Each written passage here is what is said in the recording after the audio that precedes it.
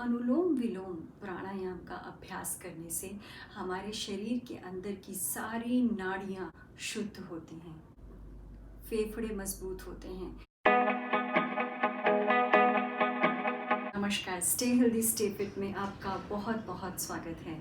हम आज फिर हाजिर हैं आपके लिए कुछ बहुत इम्पॉर्टेंट इन्फॉर्मेशन के साथ। आज हम बात करेंगे अनुलोम विलोम प्राणायाम के बारे में।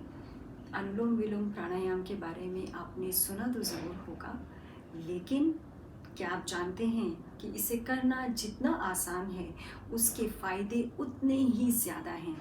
चलिए सबसे पहले समझ लेते हैं अनुलोम विलोम होता क्या है। अनुलोम का अर्थ होता है सीधा और विलोम का अर्थ होता है उल्टा। अब यहाँ सीधा का अर्थ है दायां यानी कि राइट साइड, और विलोम यानी कि उल्टा का अर्थ है बायां यानी कि लेफ्ट साइड। तो अनुलोम विलोम प्राणायाम में हम क्या करते हैं, सबसे पहले आप कंफर्टेबली बैठ जाइए, सिद्धासन, सुखासन, पद्मासन, जिसमें भी आप आराम से बैठ सकें। अब हमारे दाएं हाथ की अंगूठे और ये दो उंगलियां जो बीच की आप देख सकते हैं, मध्यमा और अनामिका, इस तरह से शुरुआत करते हैं। दाहिने नाक पे अंगूठा रखकर बाएं नाक से सांस लेने में क्या करना है कि इस तरह से हाथ रखना है राइट साइड के नॉस्ट्रिल पर, उसे क्लोज करना है और लेफ्ट साइड से हमें सांस लेना है। सांस लेना है 10 तक गिनकर सांस लीजिए, 20 तक गिनकर उसे रोक के रखिए और फिर यहाँ से लॉक करके दूसरी तरफ से यानी कि राइट साइड से 10 तक काउंट करते करते सांस निकाल दीजिए। देखिए इस तरह।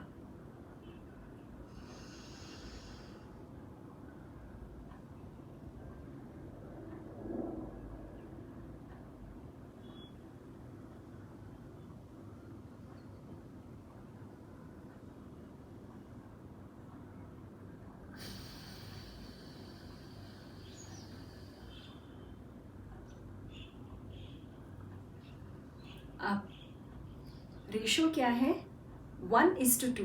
अगर आप 10 तक गिनकर सांस ले रहे हैं तो 20 तक गिनकर आप रोकेंगे और फिर 10 तक गिनकर उसे निकाल देंगे। ऐसे ही अभ्यास करना है। लेफ्ट से सांस ले रहे हैं तो राइट साइड से निकालेंगे, और जब राइट साइड से सांस लेंगे तो लेफ्ट साइड से सांस निकाल देंगे। अब ये प्राणायाम करता क्या है, अनुलोम विलोम प्राणायाम का अभ्यास करने से हमारे शरीर के अंदर की सारी नाड़ियाँ, जी हाँ, सारी नाड़ियाँ शुद्ध होती हैं। ऑफ कोर्स इस प्रोसेस में टाइम लगता है, ऐसा नहीं कि आज शुरू करेंगे तो कल सारी नाड़ियाँ साफ़ हो जाएंगी। इट टेक्स टाइम, और इसका नियमित अभ्यास करने से आपके शरीर के अंदर से जब नाड़ी शोधन का जो एक प्रोसेस होता है तो अनगिनत बीमारियां बाहर निकलती हैं। फेफड़े मजबूत होते हैं, फेफड़े बहुत मजबूत होते हैं प्राणायाम का अभ्यास करने से। सर्दी खांसी ज़ुकाम अगर आपको है तो उससे भी आपको छुटकारा मिलता है। बहुत लोग जो अनुलोम विलोम प्राणायाम का अभ्यास बहुत लंबे समय तक करते हैं, अगर छोटी उम्र से भी शुरू किया और उसे अपने लाइफ में एक परमानेंट उसको हिस्सा बना लिया अपनी ज़िंदगी का, तो जो बुढ़ापे में जाकर गठिया के रोग जैसी जो समस्याएं हो जाती हैं, कई बारी हड्डियों में सूजन दर्द की समस्या होती है, तो वो समस्या अगर आप लंबे समय से अनुलोम विलोम का अभ्यास कर रहे हैं तो ऐसी समस्याएं आपको नहीं होती हैं।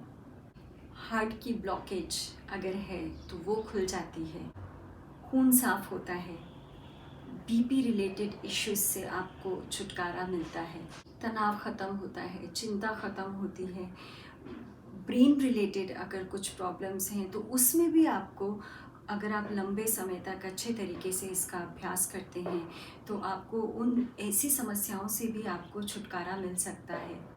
यहाँ तक कि स्किन रिलेटेड प्रॉब्लम्स भी आपकी, क्योंकि नाड़ियाँ शुद्ध हो रही हैं तो स्किन रिलेटेड प्रॉब्लम से भी आपको छुटकारा मिलता है। पूरे शरीर में एक शुद्ध ऑक्सीजन का जो है वो संचार होता है। आपका पाचन तंत्र मजबूत होता है। यहाँ तक कि डायबिटीज़ के पेशेंट्स के लिए भी अनुलोम विलोम एक बहुत अच्छा ऑप्शन है हेल्दी रहने के लिए। और अगर इसका लगातार आप अभ्यास करते हैं तो आपकी डायबिटीज़ भी कंट्रोल में आ सकती है।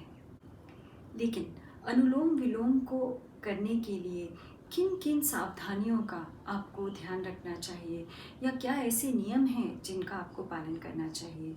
सबसे पहले कुछ लोग अगर जल्दी में हैं या टाइम अलाउ नहीं कर रहा है, मन को तसल्ली भी हो जाती है कि हमने प्राणायाम कर लिया, तो जल्दी जल्दी बहुत सांस लिया, अंदर रोका भी नहीं और उसे छोड़ दिया, उसे करने का कोई फ़ायदा नहीं है।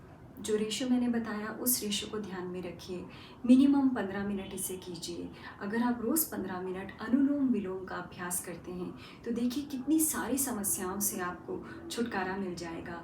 और आप जब इसे लेफ़्ट साइड से शुरू करते हैं, लेफ़्ट नॉस्ट्रिल से जब आप सांस लेते हैं शुरू करते हैं, तो जितनी बार आपने लेफ़्ट से राइट किया उतनी ही बार आप राइट से लेफ़्ट भी कीजिए। तो इस तरह से आप अपने सेट बनाइए, तो कम से कम 4 सेट तो कीजिए ही।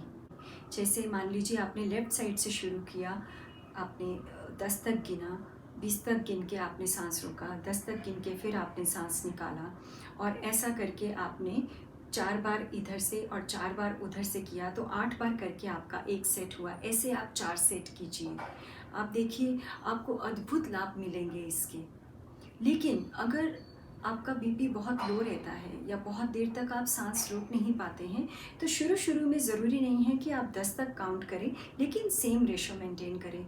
अगर आप 5 तक काउंट कर रहे हैं तो 10 तक के लिए आप 10 तक गिन के आप सांस रोकें और फिर 5 तक गिन के ही आप सांस निकालें। और एक बार लेफ़्ट से राइट किया और फिर राइट से लेफ़्ट, फिर लेफ़्ट से राइट और राइट से लेफ़्ट। जितनी बार लेफ़्ट से राइट कर रहे हैं बहुत ज़रूरी है कि उतनी बार आप राइट से भी लेफ़्ट करें, तो इक्वल होना चाहिए।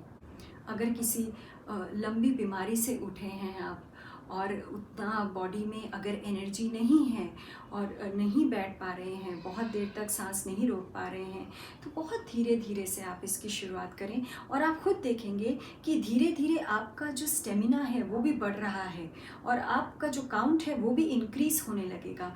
तो ज़रूरी नहीं है कि पहले ही दिन से आपको ये 10-20 का जो रेशो है वो मेंटेन करना है। रेशो आपको 1:2 का ही रखना है, लेकिन ज़रूरी नहीं है कि मिनिमम काउंट आप सांस लेते समय 10 और रोकने का 20 में करें। उसे आप छोटे काउंट से भी उसकी आप शुरुआत कर सकते हैं। और हो सके तो जब आप अनुलोम विलोम प्राणायाम का अभ्यास कर रहे हैं, कोशिश करें कि आप सारी चिंताओं को, सारे ऐसे विचार जो आपको डिस्टर्ब करते हों, उन्हें आप साइड पर रखें, थोड़ी देर के लिए भूल जाएं और आंखें बंद करके हो सके तो ध्यान यहाँ दोनों आंखों के बीच में आज्ञा चक्र होता है यहाँ पर आप ध्यान लगाने की कोशिश करें। देखिए आपको अद्भुत परिणाम मिलेंगे। ज़रूर ट्राई कीजिए और अपने एक्सपीरियंस हमारे साथ शेयर कीजिए। हमें बताइए कि अनुलोम विलोम प्राणायाम का अभ्यास करने के बाद आपको अपने जीवन में क्या चेंजेस महसूस हुए, क्या परिवर्तन आपको महसूस हुए, ऐसी कौन सी समस्याएं हैं जिनसे आप बाहर निकल पाए। हमें ज़रूर कमेंट बॉक्स में लिख कर बताइए। और वीडियो अगर आपको पसंद आया हो तो इसे लाइक ज़रूर कीजिए और शेयर करना तो बिल्कुल मत भूलिए। तो आज के लिए हमें इजाज़त दीजिए, लेकिन हमारे चैनल को सब्सक्राइब करना मत भूलिएगा। नमस्कार।